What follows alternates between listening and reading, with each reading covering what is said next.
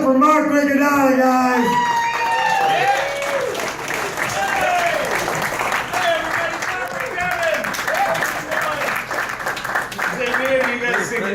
Firestein. I just want to be loved. Is that so wrong? Oh my God, it's been a dream of mine to come to Cuyahoga Falls and perform for 50-some people on a Friday night. And that fucking dreams come true. This is just like Vegas. What happens at Cuyahoga Falls? It doesn't fucking matter. I'm really surprised when you get off the highway how fast it goes from mansion to meth house. You guys really have something here. It's nice. I live in Queens, New York, and I'll tell you, you know you live in a bad neighborhood when your idea of fun is going to the park to watch junkies eat ice cream. Don't get me wrong, at first it's adorable. They wander in, they have their ice cream.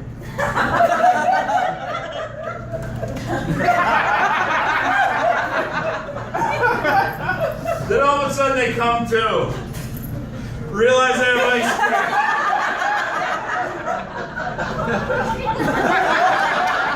You literally watch somebody celebrate Christmas 5 times in a row. Never gain a calorie. And that's how they stay so skinny. Of course, you can't do anything nowadays without offending someone. I did that joke last time I was here. A woman came right over to me after the show and goes, "Do you think addiction's funny?" Watch this video. Pulls out her iPhone, plays a video for me called Faces of Meth. In this video, they take arrest photos of meth addicts over the period of 5 years. You see a normal human being slowly shrivel into a skeleton. I watched that video. My first thought, maybe a little meth. It looked good on day 3. I'm gonna get rid of that double chin on fight. I have a problem with losing weight. Everybody tells me, "Mark, it's easy. You want to lose weight? Diet and exercise." Do you got anything else? Because both those options suck. I love eating. That's my favorite. I was down south. Southern barbecue, true Southern barbecue, is the best food I've ever had. Southern barbecue is so good, when I went to the bathroom, I could actually hear my ass go.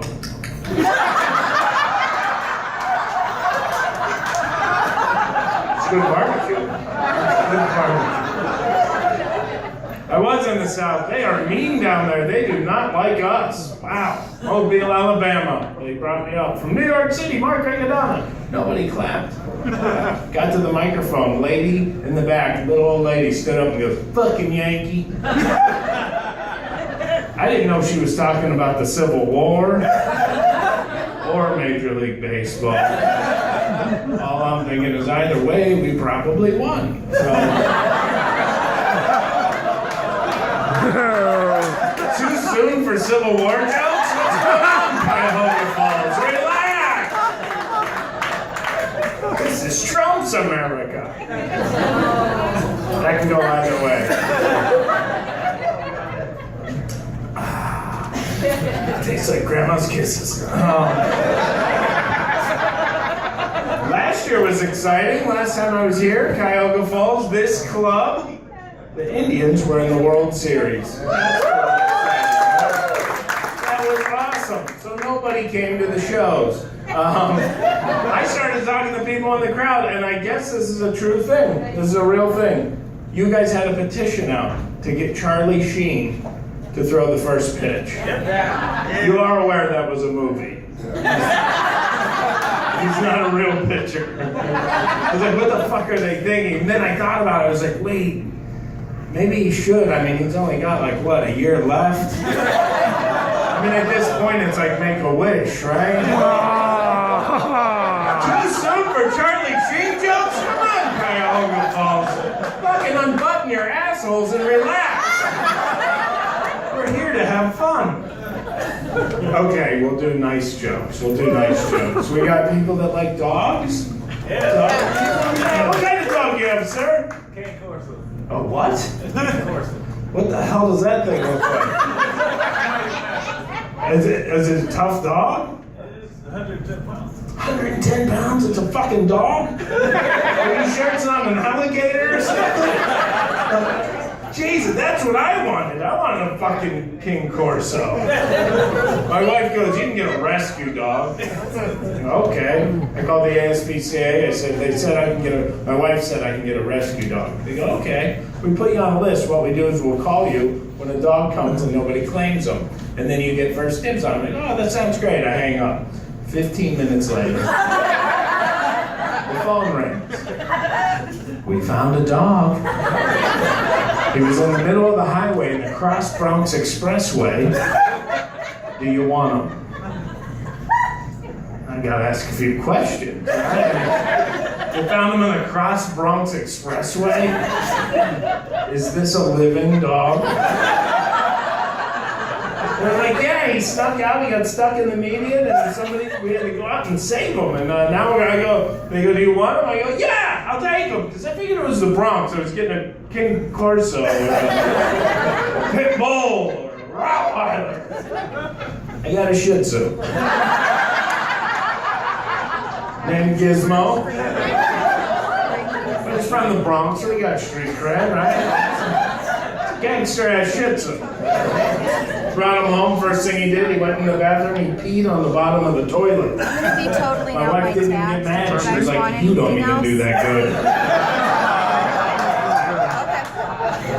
Good dog. I had to get him fixed. That's a weird situation. I'm a comic. I don't have a lot of spare money to throw around getting dogs fixed. So I went online. I started Googling, how do you get a dog fixed cheap? Well, the ASPCA has a thing in Queens. You type in your zip code, and they have a van that travels around. You take the dog. I know you're laughing because you're thinking a guy with a mustache like in a van going, "Hey dog, I got candy." But it wasn't that. It's a legit thing. It's a big semi, right? And they go, we'll be in an area, you put your zip code in, we'll tell you when you should come. So I put in my zip code, and the van's going to be in Jamaica, Queens. Well, Jamaica, Queens is a bad part of Queens. I mean, Queens is a bad part of Queens. Jamaica is not a neighborhood you see this, right? But I figure I don't care, it's going to be free. I'm doing this shit. So I'm online, I'm looking, it says, we open at 6 a.m., but get here early, lines form. I show up at 4 a.m. Me, Gizmo, Jamaica, Queens. We were the only two white things. Gizmo wasn't, he don't care. He's worried about what's about to happen to him. So he's looking up at me, he's like, come on. There's something you can do. And as a grown man, I have to look my dog in the face and go, I'm sorry, buddy. If you look in mommy's purse, you'd find my balls. So now I'm waiting at the van. The lady comes out, she takes the dog, takes him into the van. I go to the waiting room, or as you guys would call it, a curb. And I'm sitting there and I realize there's nowhere for this dog to recover. They're just gonna bring him straight out of surgery. And they do, they bring him out. He's a 10-pound Shih Tzu. He is stoned. Out of his mind. So they knew he was mine because we looked alike. The lady hands me the dog. I swear to God, this is what she says to me. She goes, don't let him climb on the furniture, don't let him go up the steps, and if you pick him up like you would a sheep. How the fuck do you pick up a sheep? Don't get me wrong, I picked up a few hogs in my day.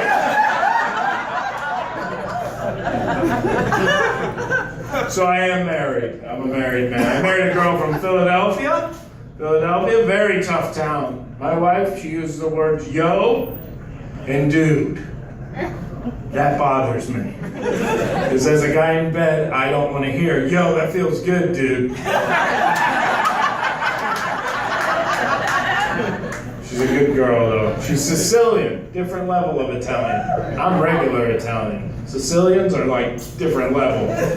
You marry into a Sicilian family, you gotta do the right thing. Yo! I asked her mother first. Best move I ever made. She's like, oh my God, Mark, whatever you do, don't buy a ring. And she wants her great-grandmother's ring. It's a family heirloom from Sicily. Do not buy a ring. I'm like, fuck yeah. And it never to buy a ring. Of course, I mean, the hard part was getting 4 guys to help dig up Grandma. What?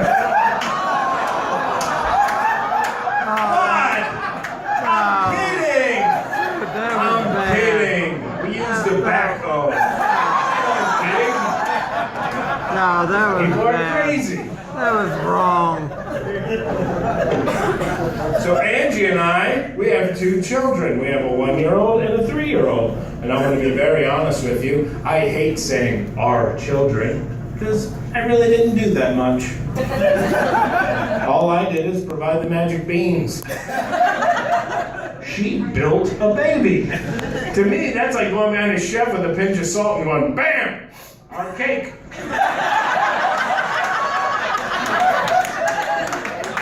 Don't get me wrong, I want to be a good dad, but I didn't do shit. All I did is, simple. Well, wait, I take it back. I did take classes to help teach her how to breathe. When she's 35 years old, I thought she had that shit down, but apparently they had to call in an expert. We went into the first day of classes, they made us watch a movie called The Perfect Birth. And it opened with a yoga ball in the middle of a room. I don't know if you can tell by my build. We don't own a yoga ball. I figure, whatever, it's a movie. I'll watch it. So there's the yoga ball. Now this woman comes out, right? She leans on the yoga ball like this. Completely naked. So I was interested. This is going to be a good movie. I have seen a few movies that start this way. I like where they go. Not this movie. This movie was awful. They told us how important it is. You got to get your wife to the hospital as soon as she goes into labor. You have to drop everything and get her to the hospital. It is so important. You should have bags packed. You should have lunches packed. And as soon as she goes into labor, you speed to that hospital. You drop everything. I did all that shit. I had it already. My wife, water breaks, I run upstairs, I grab her, I get her into the car, run back in, I grab the suitcase, grab the lunches, get them in the car. I'm in the car, in and out of traffic, almost get into a wreck. Pull into the hospital, I run over, I grab a wheelchair, get her into the wheelchair, grab the lunches, grab the suitcase, and go running back in. 22 hours later, she had the baby.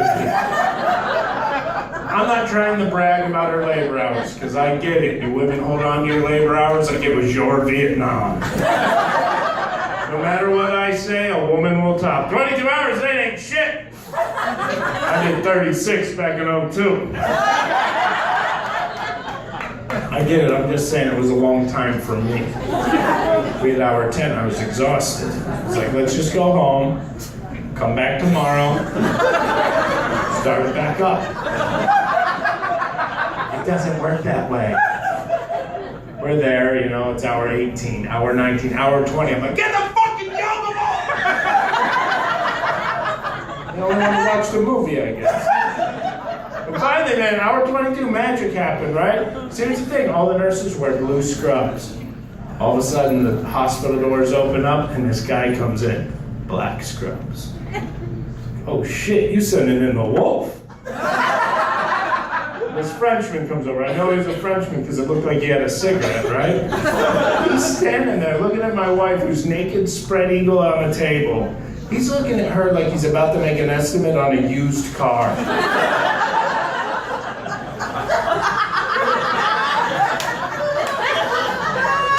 There is some damage. Rebecca, walk around it. When I say 3, I want you to push low. 1, 2, 3, and the baby came out. This guy's a womb whisperer. He picks up the baby, he's like, it's a boy! I've never been through anything like this. My brain's going crazy. I can't believe it. He looks over at me, he goes, you got the name picked out? And I panicked, said the first thing that came to my head. I said, yep, named him after my father's father. Call him Grandpa.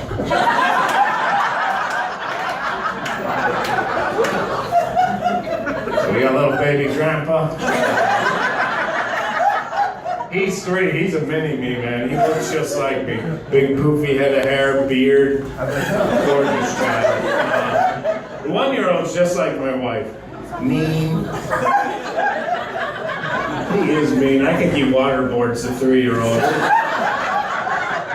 I was going to call the FBI on him. He's awful. He doesn't sleep. It's brutal. I do love being a dad. But now we have to move because we have to find a good school. I don't know if you guys like the schools here pretty good. They got a bunch of this. And one guy goes, nah.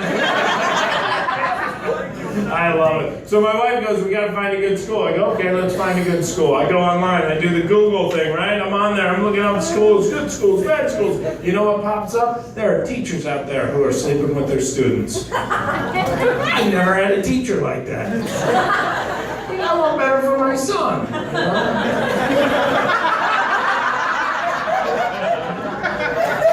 Every time they catch the teachers, I always laugh because they never interview the kid. I get it because the kid would be like, "Oh, it was horrible. My hands hurt from high-fiving everybody." The dad, imagine him. He gets the phone call. "Hello, Mr. Riccadonna there?" Yes, he is. This is Officer Johnson down the NYPD. We caught your kid bending the math teacher over. Grandpa did what? Just imagine the bumper sticker possibilities for that proud father. My son banged your honor student's math teacher. If you guys like that bumper sticker, I sell them after the show. They are available. I'll be in the back over there. Sell them 2 for $5. If you want to buy them, you can. If you don't, you can still come over and say hi. I have a podcast. I'll be handing out little cards so you guys can tune into the podcast. We love to get listeners. But here's the thing. If you're this person, just please don't come over to the table. There's always this person at a show. They'll come over to me and go, I wouldn't put that sticker on my car. That's the beauty. Put it on anybody's car you like.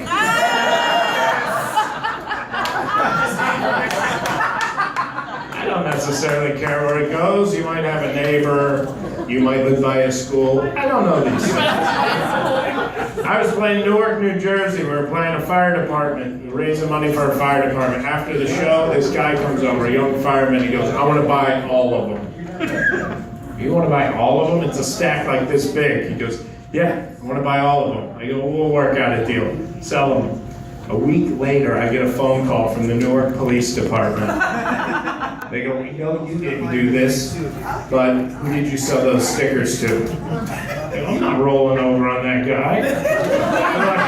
They go, we know you were at the fire department. We know you sold them to the guy, and then you sold a bunch of them. And I go, listen, man, I don't know if you know, but snitches end up in ditches. I don't play that way. And he goes, listen, we had a softball game.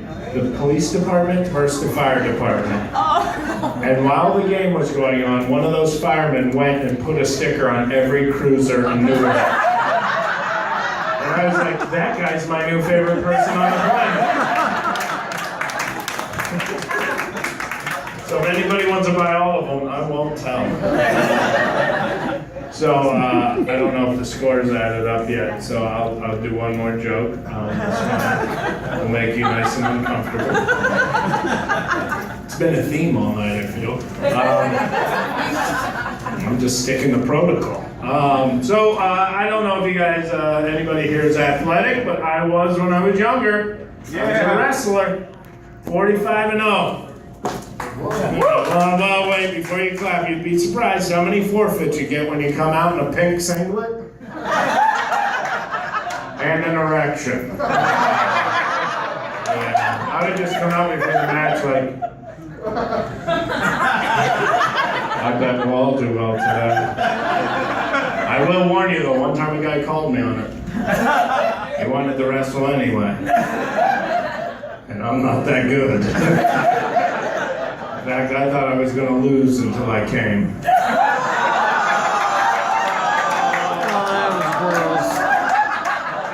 Keep booing. You want another one? I don't give a fuck. I like doing that joke because of what just happened in this room. I got a real reaction from you guys. You laughed. You let it be a joke. You enjoyed it to its fullest. You laughed, pictured it. You were done laughing. His reaction was more, uh-oh. That was I gross. live for those moments. A lot of comics like laughs the whole show. I don't give a shit. I just want to be involved. So I think, Jerry, are we ready?